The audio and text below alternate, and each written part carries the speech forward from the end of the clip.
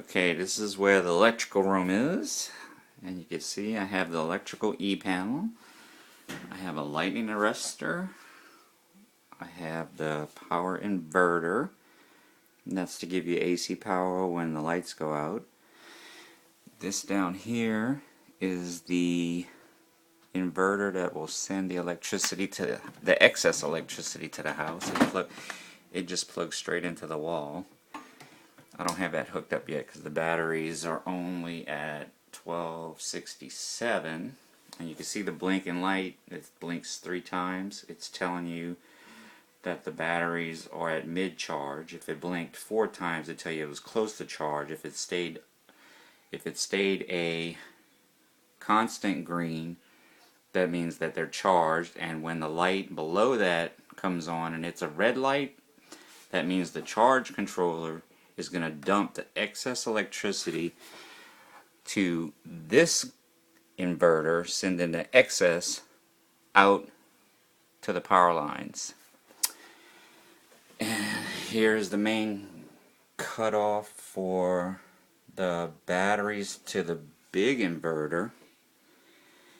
And here is, in case the wind goes through a storm, this is the brake to turn the wind turbine. What it does is it causes a short and causes the wind turbine to go down to a very slow speed so it doesn't break. And there I got my warning labels, and this I still have to fill out the other warning labels.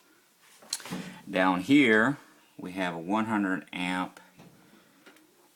That's a 100 amp fuse for the wind turbine, so that no more power than 100 amps will ever come in the house.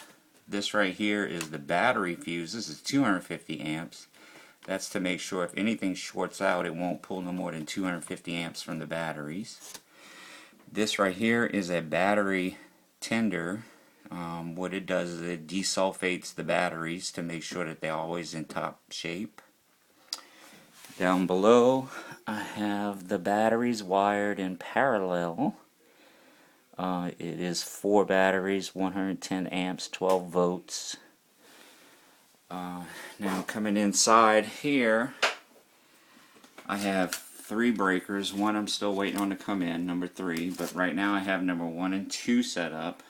Number 1 turns the electricity from the wind turbine to the batteries off. So that means it shuts out the wind turbine.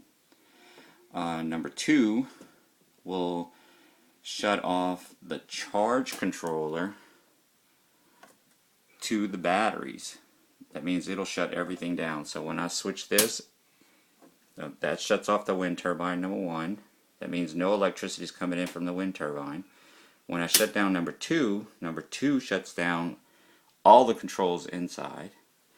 And then once I get the breaker, DC breaker number 3, it's going to shut down the solar panels to in here. So I'm going to turn this back on, and then on the inside of this electrical box, you can see how I have it wired. There's the brake for the wind turbine in case the storm gets bad. What it does is it shorts out the positive to the negative, so it slows down the blades. Up here is a lightning arrestor, so if this system ever gets hit by lightning, this thing right here will suck up all the excess electricity from the lightning. And there's the insides, and I think that covered. Oh, I also have this that I haven't installed yet, which will go right about here after I cut it and put this in. And what this is this tells me everything about the batteries. It tells me their state of charge. It tells me how many amps I'm using. Right now, the only amps I'm using is to actually probably run this and this battery, the BLS battery tender. And then because I haven't been at 100% battery full charge, so it's not going to display what percentage I am at battery full. Normally it would say like 99% full, 89% full, but it'll only start doing that once I'm at 100%, so it knows how much to fall from. So since I haven't yet gotten to 100%, it doesn't do it yet.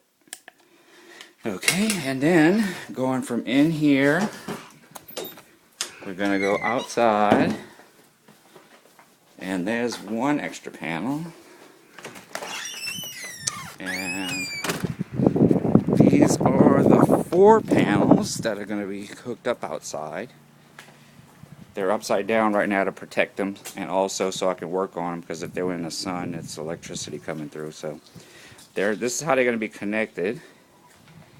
And then they're going to go where the wind turbine, see it's still spinning out here in the wind with his little 5 amps going on. They're going to be connected to this mounting rack, which I made.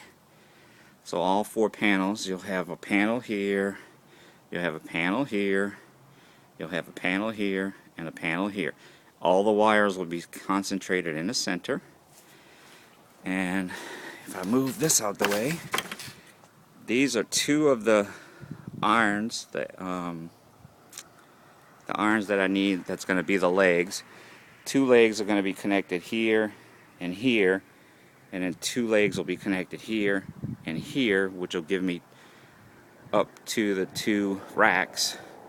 It'll be 2 legs like this, 2 legs like that to hold the panels up, and the panels get all connected into this breaker box. As you can see, these match the back of the same kind of cables that were at the back of the solar panels, and they all come into this breaker box. So if we ever need to do work on them out here, everything can individually, panel 1, panel 2, panel 3, panel 4. So everything, as you can see, is labeled underneath which wires go for panel 1, panel 2, panel 3, panel 4. And inside of here, if I can get this cover off, you can see everything here is wired. We have the solar panel hot, solar panel negative. These are all the solar panel negatives. These are all the solar panels positive. They go through the 4 breakers and come out of these 2 thicker wires and go into the house down this pole. The wind turbine comes in here. You got the positive, you got the negative, you got it grounded. Also, this is all grounded.